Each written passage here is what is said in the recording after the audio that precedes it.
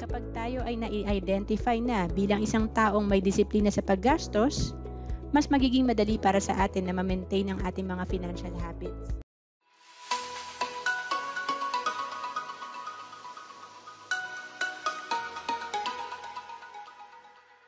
Hello everyone! I'm Roan Celis Capistrano of 1 Million Club. Kung bago ka pa lang sa channel ko, make sure to subscribe and hit the notification bell para lagi kang updated. From broke to financially successful, the power of atomic habits. Sa video na to, pag-uusapan natin ng isang libro na talagang nagpabago sa aking pananaw tungkol sa mga habits, ang Atomic Habits ni James Clear. If you want to improve your habits and achieve your financial goals, you definitely need to check this out. Una sa lahat, pag-usapan natin ano ba ang ibig sabihin ng habits. Ito yung maliliit na bagay na paulit-ulit nating ginagawa na kadalasan ay hindi natin napapansin pero malaki ang magiging epekto sa atin kung laging ginagawa ng maayos. Ngayon, let's talk about kung paano ba nabubuo ang mga habits. Ayon sa libro, mayroong 4 na stages. Una, ang cue. Ito yung trigger na magpapahiwatig sa atin na kailangan ng gawin ng isang habit.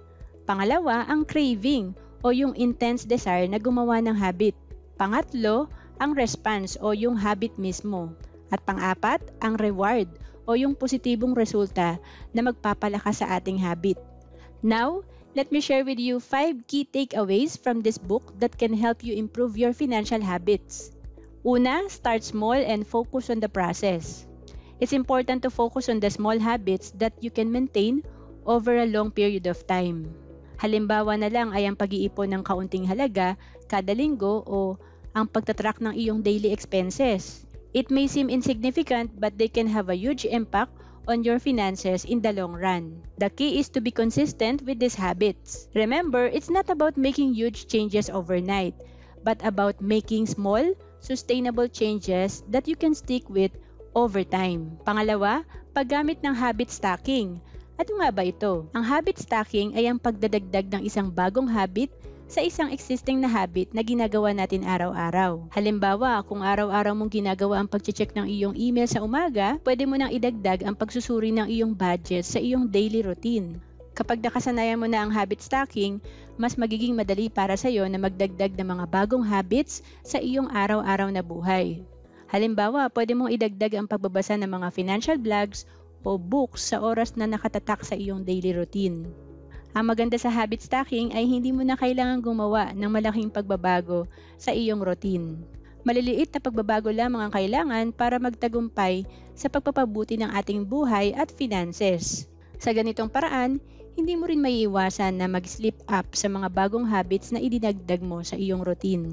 Pangatlo, make your habits part of your identity.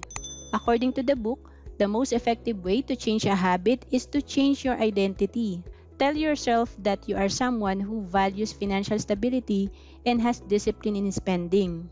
Kapag tayo ay na-identify na bilang isang taong may disiplina sa paggastos, mas magiging madali para sa atin na ma-maintain ang ating mga financial habits.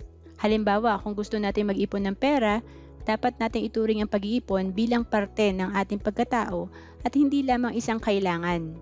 Pang-apat, follow the 4 laws of behavior.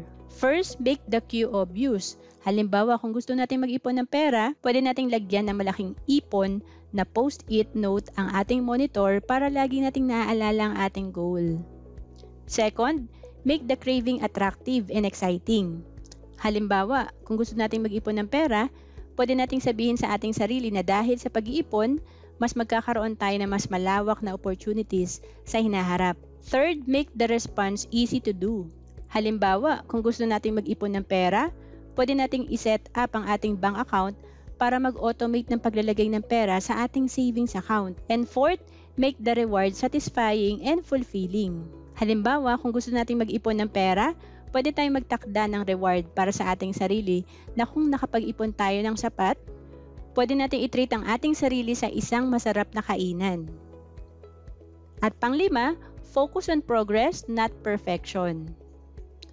You don't need to be perfect in everything, but it's important to strive for progress every day. Celebrate small victories and keep pushing yourself to improve. In summary, Atomic Habits is an amazing book that can help you develop good financial habits. Remember to start small, use habit stacking, make your habits part of your identity, follow the 4 laws of behavior, and focus on progress, not perfection. Thanks for watching. If you found this video helpful, don't forget to give it a thumbs up and subscribe to my channel for more finance-related content. See you next time!